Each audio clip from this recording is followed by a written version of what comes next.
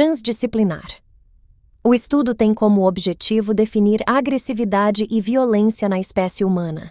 Estudar a agressividade e a violência do ponto de vista filosófico é uma tarefa que requer a colaboração de várias disciplinas como a biologia, a sociologia e as neurociências, para alcançar a abrangência e a profundidade que o tema merece, porque são conceitos que transitam do biológico ao social. Ao falar de agressividade, entra-se numa dimensão biológica, corporal, genética e neurobiológica, enquanto ao falar de violência, entra-se numa dimensão exclusivamente humana, que remete à linguagem, à cultura e aos símbolos da sociedade. A pesquisa foi motivada pelo fato do pesquisador ser psiquiatra da infância e adolescência e ter vivido em seu cotidiano profissional situações de violência, bullying, abuso sexual e psicológico que atingem esta faixa etária. Esta sua experiência o motivou para procurar na filosofia e nas ciências a resposta a perguntas tais como: a agressividade e a violência fazem parte da natureza ou da condição humana ou são uma construção histórica e social? Existe uma natureza humana determinada biologicamente ou ela é produto da sociogênese humana? Nesse contexto, trata-se de uma pesquisa de caráter bibliográfico que parte do pensamento dos filósofos Thomas Hobbes e Jean-Jacques Rousseau para dialogar com as ciências biológicas e posteriormente retornar aos dois clássicos da filosofia política e tentar uma nova síntese sobre o assunto que incorpore as contribuições da ciência. O pesquisador buscou fazer uma leitura crítica, analítica e sistemática das ciências biológicas, com relevo para a etologia, a genética e a neuropsiquiatria. A pesquisa pretende definir e separar melhor os conceitos de violência e agressividade, contando com a contribuição das ciências sociais e de algumas correntes da psicanálise. A pesquisa se orientou por uma mediação entre duas tendências opostas. De um lado, a tendência à naturalização de ambos os conceitos. Do outro, uma negação dos condicionamentos biológicos e o reconhecimento da socialização como o único fator que acarreta a violência. Dentro desta perspectiva, não se deixa de transitar entre a filosofia e a ciência, com momentos de empirismo que ressaltam a contribuição da biologia e da neuropsiquiatria para o estudo. O objetivo é apontar caminhos e separar conceitos que não estão bem definidos, pois, assim sendo, pode-se delimitar o que é propriamente humano dentro da esfera da violência e da agressividade.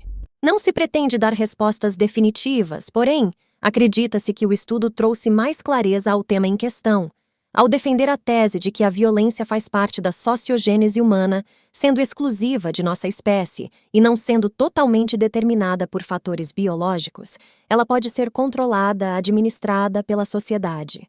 A agressividade faz parte de nossa herança biológica e tem como uma das principais funções a sobrevivência das espécies. A violência é produto humano, instaurando a sociedade.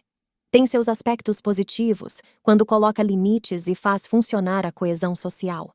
Ou aspectos negativos quando instaura a exploração do homem, gera desigualdades e provoca danos físicos, psicológicos e de limitação de liberdade do outro.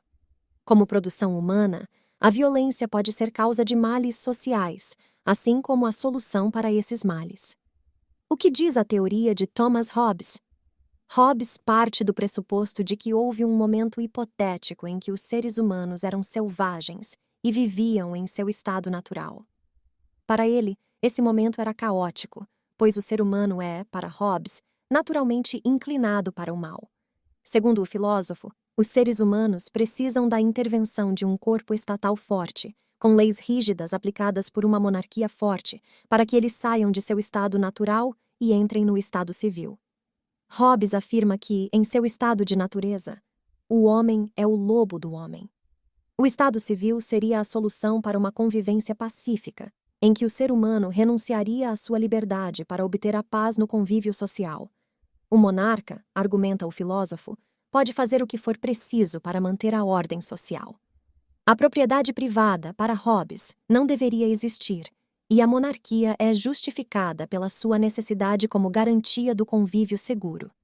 Veja mais sobre Thomas Hobbes em A Exploração Sexual Infantil no Brasil, Hoje é um fator muito decorrente, pois a falta de investimentos em um Estado social para que haja saúde, educação e segurança na sociedade faz com que esse tipo de problemática aumente por todo o país. Além disso, a necessidade de investigação e punição é altamente precisa para aqueles que cometem esses atos. Segundo Thomas Hobbes, o homem é o lobo do homem, o que para o filósofo o ser humano na sua naturalidade é ruim, e a exploração sexual infantil é uma das atitudes que faz afirmação a essa frase. Com isso, é estritamente importante a atuação do corpo policial na investigação e prisão de tais aliciadores, pois é inadmissível que ainda no século XXI, crianças e adolescentes não estejam protegidos e assegurados pelo Estado. Outro fator é a falta de recursos nas escolas que impede uma melhor recepção aos jovens que vivem em extrema pobreza, assim por necessidades básicas de sobrevivência, são influenciadas a praticarem a prostituição. Mas seriam amenizadas se obtivessem um melhor tratamento, como estudo integral, com acesso a todas as refeições e colaboração instrutiva para os pais. Uma realidade muito bem tratada no filme Anjos do Sol, história verídica tratada no Brasil, de meninas que são vendidas para aliciadores pelos próprios pais, por não haver condições financeiras para o sustento da família. Esse problema atinge principalmente lugares em que investimentos governamentais não chegam, o que demonstra descaso político nesse extremo da sociedade. Dessa forma, para que cada vez menos a frase de Thomas Hobbes se torne uma afirmativa, faz-se necessário uma atuação mais ativa do governo em áreas mais precárias do país, de modo que haja um aumento de profissionais nas escolas, como o Conselho Tutelar junto com ONGs, que ajudem a identificar realidades de extrema pobreza, auxiliando os pais e responsáveis a encontrarem soluções para a falta de estrutura econômica, proporcionando conhecimento e acesso a programas como o Bolsa Família, que permite uma ajuda financeira para crianças matriculadas no ensino público, para que então o Estado possa estar participativo dentro dos lares e a exploração sexual infantil seja uma realidade menos presente no cotidiano brasileiro. Rousseau destaca que para adquirir conhecimento, o aluno deve ser livre, deixar que adquira a experiência naturalmente. Para ele, criança deve ser criança, porém é importante que convivam com razão, assim se tornaram adultos equilibrados. A criança é caracterizada para Rousseau como um ser ingênuo, que não tem nenhuma noção de sentimento, seja para o bem ou para o mal. Por isso que ela não pode ser considerada como um adulto em miniatura, trabalhando e se vestindo como eles. A violência sexual contra crianças e adolescentes se caracteriza como uma das formas mais problemáticas de violência.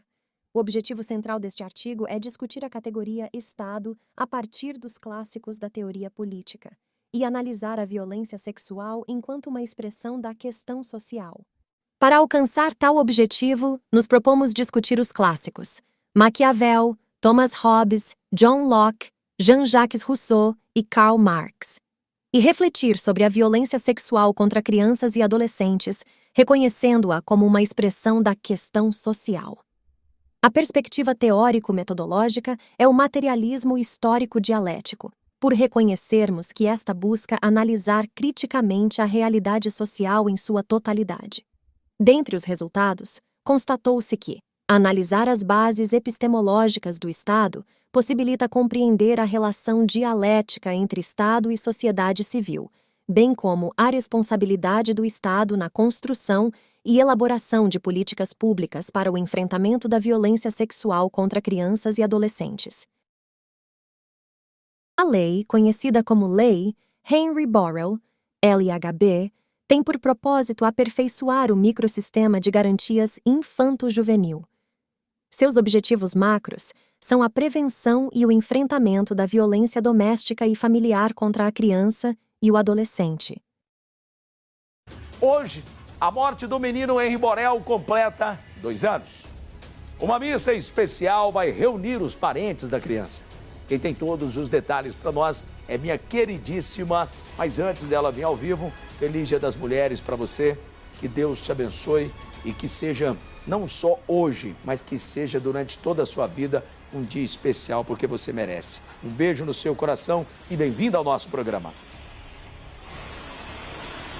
Muito obrigada, Marcão. Bom dia para você, meu amigo. Bom dia a todo mundo ligado aqui no Primeiro Impacto. Isso, a gente fala ao vivo do acesso ao Cristo Redentor, bem aqui no alto da Boa Vista, da Floresta da Tijuca, onde vai acontecer, então, aos pés do Cristo Redentor, daqui a pouquinho, está um pouquinho atrasada por conta do congestionamento, da chegada de todos aqui ao Cristo Redentor, está prevista para daqui a pouquinho, então, essa missa pelos 2 anos da morte do menino Henri Borel, em 8 de março de 2021.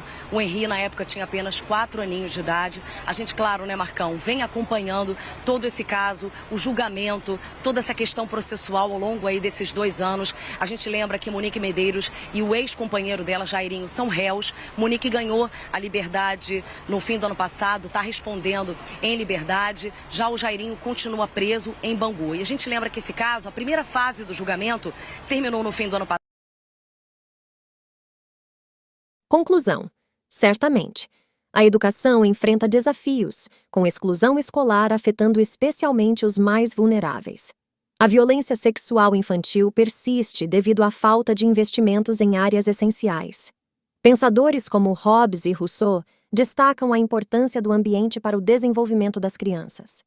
O Estado precisa criar políticas públicas eficazes para proteger e oferecer oportunidades iguais a todos os jovens, especialmente aqueles em situações desfavorecidas.